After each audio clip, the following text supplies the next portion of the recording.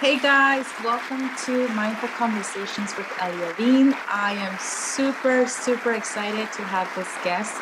This is a very special guest for me, and I'm super excited. Please join me and introduce yourself. My name is Hagan Landry. I am a Paralympic shot putter. I actually won silver at the 2021 Tokyo Paralympics this past summer. And yeah, I'm a close friend of Elia. She actually really helped me get to that point with teaching me how to meditate and just find my inner and better self. So yeah, that's me. Yes, we did a little bit of hypnosis. We did a little bit of visualization exercises while I was hypnotizing you, and some deep stuff came out, but also a lot of good things came from that session too. Most How definitely. did you feel? How was your experience with hypnosis?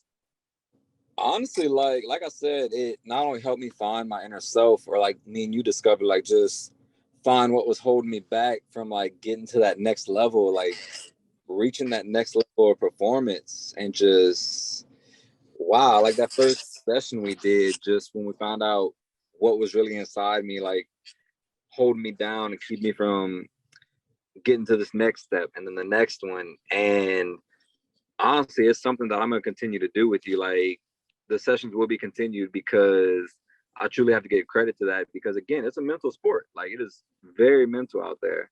It is And very so mental.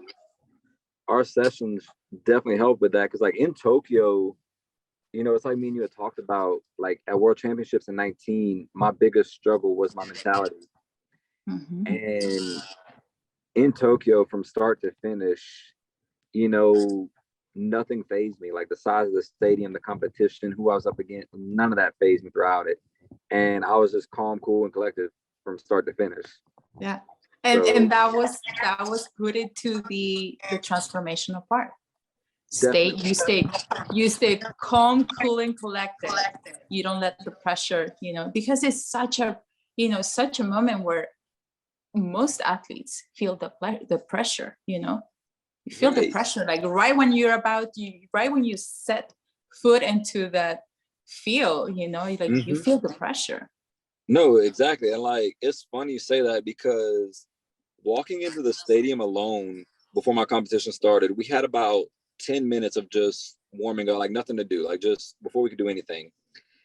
And the sheer size of the stadium alone was enough to spike my adrenaline to new heights. And like we had talked about before when we first started working together, I could feel like my nerves kind of triggering.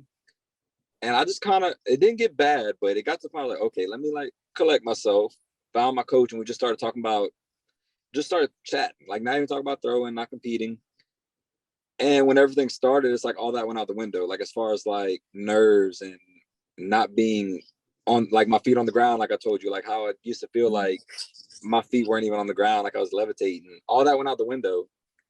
And from start to finish, I was like purely me. I was in my element. Yes. So yeah. And that's one thing that we were working on too. Because I remember that was one of the things that came out from the session. mm-hmm. And then the whole comparing yourself, which that happens with everyone, not just athletes, but everyone. We tend to compare ourselves with somebody else. And we live in this world we're constantly competing. We're constantly in competition. It's like competition mode all the time. Right. So how do we really get back into our center and really know that we're not just good enough, that we are more than good enough, and that, knowing that you're perfect the way you are, and that you're amazing with what you do, like you just go for it.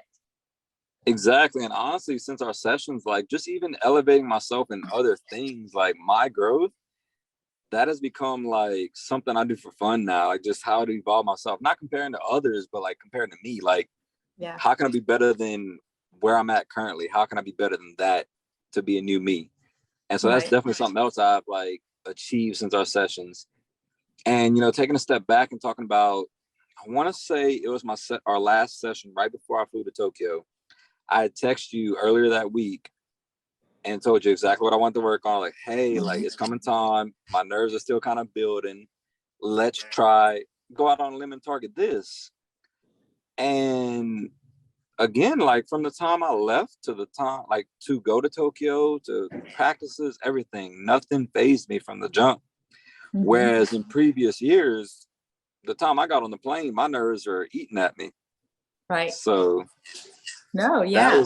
And I remember like even from conversations, how excited you were during practices. Like even your coach noticed like how you were just like what did you do? Like what are you doing? Because you like were it was just something so different. pumped. And so honestly, it was like after that third session, the first two we were kind of woken up, and that third session is when I really kind of like snapped. And from that time on is when he was like, dude, your mentality, your center, like just your whole self-center is different. Like something, and for him to say that is kind of like, it's accurate, because he won't beat around the bush or not. He'll tell you how he sees it. right. And it's really like after that third session, we left that part of me behind, and now we're on this new level. Yeah. Yes. What is that? Level up. Very much so. Very much yes. so. Yeah. Evolving I was really, really excited when you were telling me how you were not just reaching that goal of what was it? Was it 13.88 or something like that? That was it. That you were actually going over it. Oh yeah, it was. It was actually my PR at the time, which was about 1383. And then when I texted you in practice before I left, I was like, hey, I'm kind of doing this, this, and this. And they're all numbers like higher than that goal in practice and just simple sessions. Yeah. So, and that's why I'm excited. Like when I get back out there and I'm back training full time, is, tap into new things, like experiment with it more now that we have a whole year versus 2 months, like we did this past time. Yeah. To really see like how we can step up next, like what can we tap into next to evolve my whole situation in this, like in competing. Well, it doesn't, hypnosis it doesn't just work on the mental, but it also works in the physical part too. Oh, definitely. Like you started like either working out, but also it works with the healing part too. So helping your body heal after practice too. Right. And even, you brought up the strength part. Like when I told you I kind of wanted to get stronger, that definitely happened. I have paper evidence of that, all those improvements. Yes. And so like that's another way it really improved. I didn't even think about like like as far as the health part and the recovery part. But honestly, if we tap into our first session, between our first and last sessions, if we look at what I was improving, not just in competition, not just in practice, but sleep, like just well-being, all those things where I was improving, the list could go on and on. Yeah. Yeah. So, I mean, there's so many benefits, really. There's so many benefits with hypnosis, but specifically for athletes, it really helps them.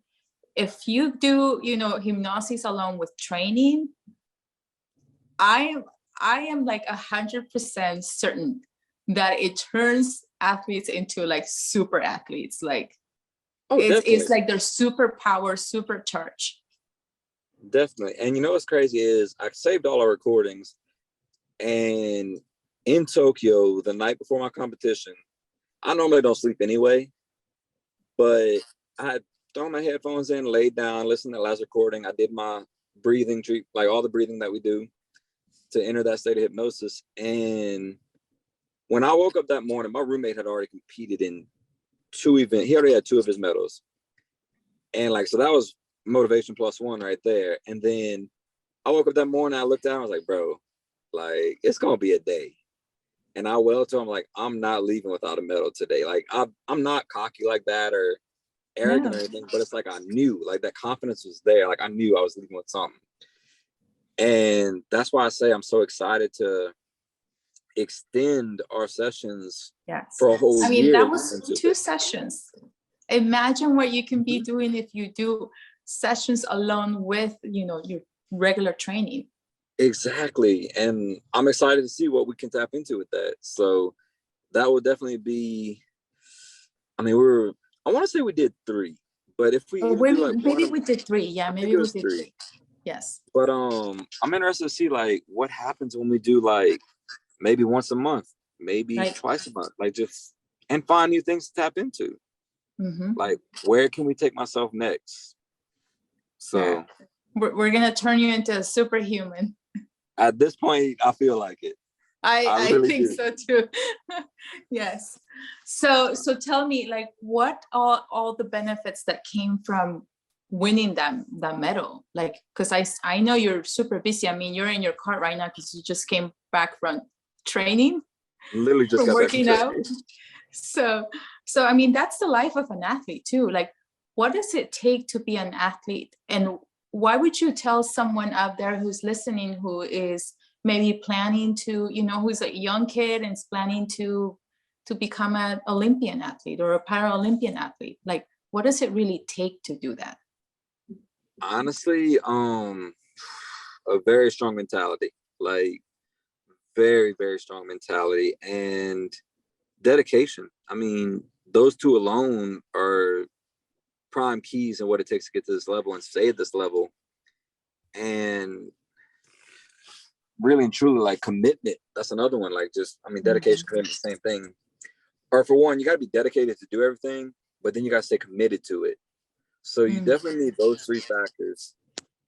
And be ready for a lot of heartbreak, because it took years to achieve that medal and like get where I'm at now.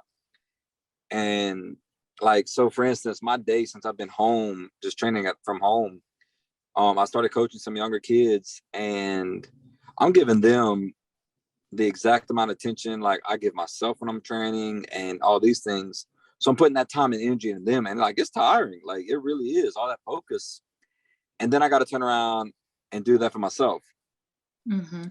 On top of, everyday life, seeing family, doing things.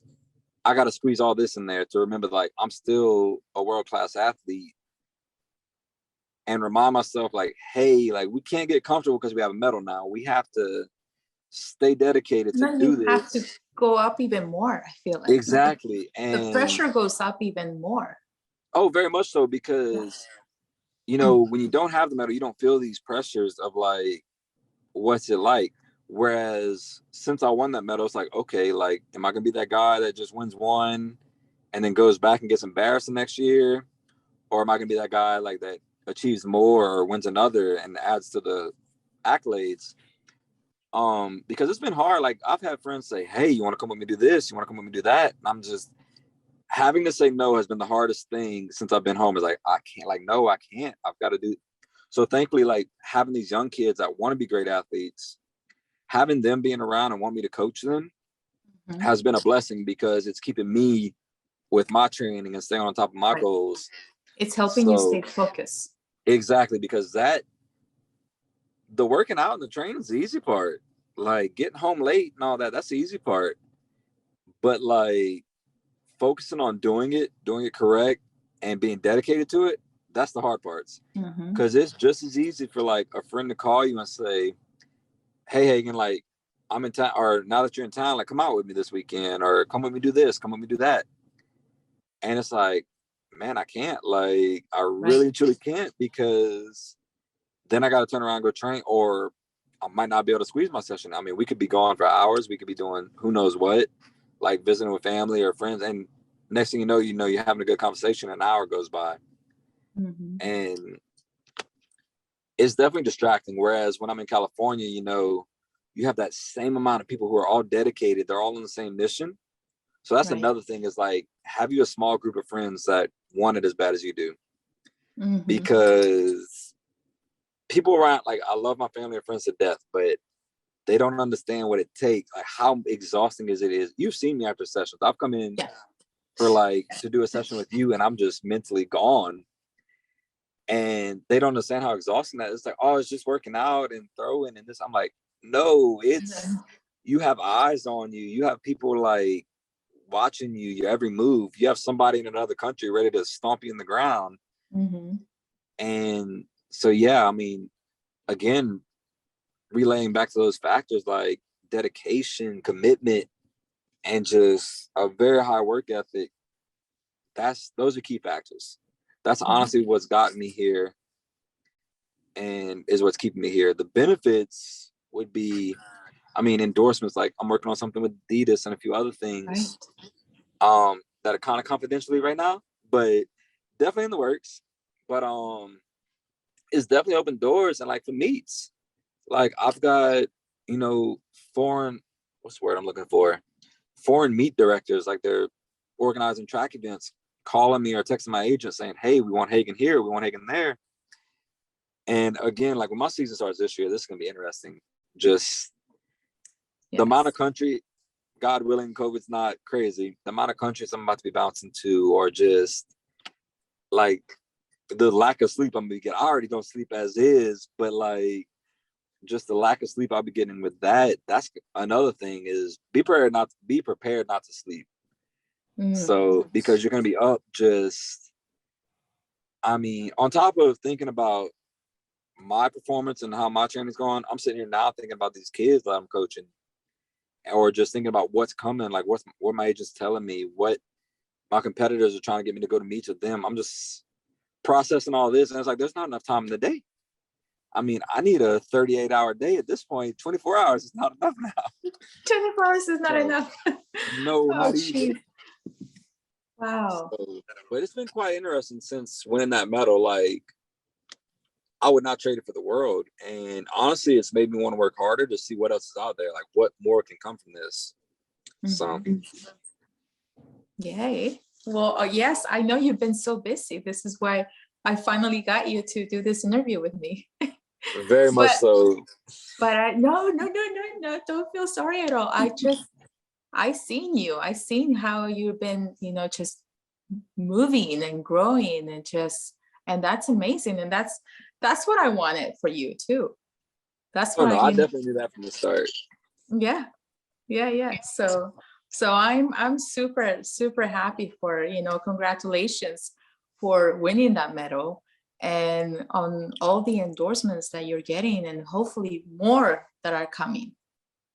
I appreciate that, love. I appreciate that highly. Yes. So what I'm getting from this is that you have to, as an athlete, if you really want to, get to that level, you have to be ready to say no to a lot of things. Very much so. You basically, from what I've learned, to say yes to your dream. You have to say be yes ready to say no to a lot of things to say yes to your dream. Exactly. Like, I have a friend who wants me to go to Vegas for his birthday week, and I'm kind of like, that's a whole 7 days no training. That's 7 days that somebody else is becoming better than me. Yeah. So it's like you have to learn you really have to want this lifestyle. Like, you really have to want it. And a couple years ago, I would have gladly like jumped on a plane and gone meeting. Whereas now I'm just like, no, it's as great as it felt to, win that medal out there. I want to know what it's gonna be like to win gold, like be the world champion, be the best in the world, because that euphoric feeling I got just from getting second by an inch was indescribable. Like, people keep asking me what it was like, and I'm like, I can't tell it to you. Like, I really can't. It was something unreal. You have to experience it for yourself. Exactly. And so if it takes me saying no to go and do a few little things with friends or stuff like that, I'll gladly say no, because to give my body and mind that feeling again, it's going to be worth it. In the end, it will be more than worth it. Absolutely. So as an athlete, and I know this from personal experience, how hard is it to date? Oof. If you could find somebody that understands what you do, it's not hard. Okay. finding someone that understands what you do is hard. And then on Yeah. top of that, how I want to put this, they got to be very committed because like for one, the traveling, like 1 minute Right. I could be, I mean, when I got back from Japan, I was in Japan for 3 weeks. I got back from Japan on a Sunday, and Monday morning, my agent had texted me like, "Hey, you're going to Germany this weekend. Get ready." So I'm just like, okay. And then, if COVID travel restrictions aren't that bad this year, I mean, I could be in two different countries a month at this rate. So that's kind of why a lot of athletes tend to date each other, because they understand each other. They understand how busy you are. They understand like the commitment it takes to this and how draining it is. And I mean, for me, from my side, I want a woman who understands that and like is there for me when I'm down, like when I'm drained from training and everything. She's there to pick me back up. She's not gonna add stress of not Nag understanding you what for I'm not doing. being there because you were training. Exactly. Yes. Or just that I was competing somewhere. Because like for most athletes, like this pays our bills. This is our living. Like we're making, Absolutely. Yeah. like this is our financial stability. This is how we stay stable in life. And this is our 9 to 5 basically. And when you have someone that understands that, for me personally, until I'm gonna have to end up with an athlete at this rate, because again, it's so far and few in between out there for just a woman or just anybody. I mean, it's vice versa for the women to have a man that understands what they do. Right. Yeah. And like, because I mean, us athletes, we do talk, and like they don't understand the level of commitment it takes to not only get to the Olympics, but like to medal out there. And so, you have some relationships where the other person wants like your full attention, your full time and everything. It's like, okay, but if I give that to you, I'm slacking over here. Like I'm falling back on my training. Yes, absolutely. So, yeah, no, totally. I totally get it. Trust me. I used to be an athlete before my whole life. And then I was a marathon runner during the time that I was married. And I remember how much my ex-husband at that time, he would nag me so much for running for hours, because my long runs were, I would run every day. My only, would only rest on Sundays. But like, or friends being like, "Hey, are you want to hang out?" I'm like, "No, because I have to get up early tomorrow. I have to get up at, 5 a.m. or sometimes earlier to do a 3-hour run." And so, yeah, I know exactly what you mean. So, and, and I dated athletes too. So I know how difficult it is. It's tricky. It's tricky. It is. And like, me, I used to love going out. Now, don't get me wrong. When I'm in Europe, I'm not saying no to going out. Like, I can go out and be of a sober mind, like not drink or anything, and have fun out there because the people are just phenomenal. Right. But like when I'm home, especially now with the medal, because nowadays so many people want to catch you doing something wrong.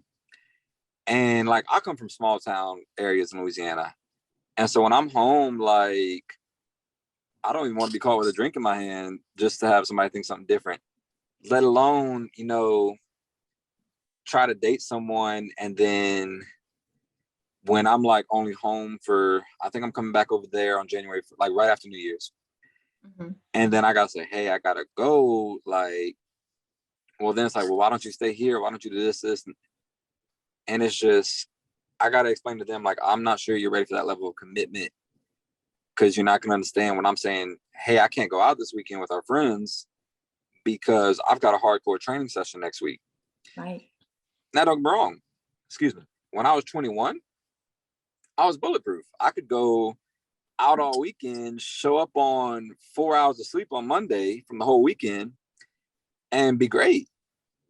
But over time, your health, mentally, physically, like lifting and everything, that's not good for you. Like if you want to have a long, successful career in this, the Olympics being every 4 years, it's like I'm gonna be 31 at my next one, and then 2028 I'll be 34. That's, you gotta maintain your body. It's like having a good car. You have to maintain your body to get that far. And so that's my biggest thing, is like trying to tell people like, y'all, I can't go out and party with y'all and then go train on Monday and liable to, you know, from partying all weekend, I could just be absolutely drained, do something wrong, have an injury, and then that's my next 4 years. And then you won't be able to train. Exactly. You know, that's the thing, is that if you have an injury, then you're not able to train, and then you already wasted, you know, 3-4 weeks, whatever, you know, time you have to rest for that injury. So yeah, like you do have to be ready to say no, to say yes to your dream. And you also have to be mindful about your recovery time. Very much so. So I would say self-care for athletes is very important too. Oh, definitely. Like, I definitely learned that this year, you know, like just having time to myself, you know, used to on my weekends, I generally get Saturday, Sunday off. So I'd always want to go do something with somebody. But then I learned like having time to myself was a better recovery than going to the beach or something, or going out with friends and everything. And then I come into practice sessions on Monday and the week would start off great. Mm-hmm. So definitely being alone as an athlete is a benefit. Again, unless you guy or girl, unless your partner is an athlete and y'all on the same mission, it's tough. And that's cool. Then you go get massages on the weekend. Exactly. Yeah, right. So exactly. Y'all are on the same path. Yeah. That's cool. Well, oh my gosh. Thank you so much for giving us the time. I know how busy you are, and I just appreciate your time so much, and appreciate you, of course. Of course. Anytime. Can't wait for you to get back so that we can start our sessions again. Most definitely. I'm looking forward to that. Sounds good. Thank you so much. Thank you. All right. Thank y'all. I appreciate y'all. Glutathione is a big word. It's the body's own master antioxidant. It's a scavenger for free radical, bacteria, and viruses. There are no products in the market with the ingredient NASET. NASET increases the production of glutathione that's in our body already to strengthen and enhance our immune system, elevate sense of well-being, support muscle strength and endurance, cognitive function, and liver support. It helps with increased energy and blood sugar regulation. Get your bottle of GSH Plus from www.salvationnutra.com.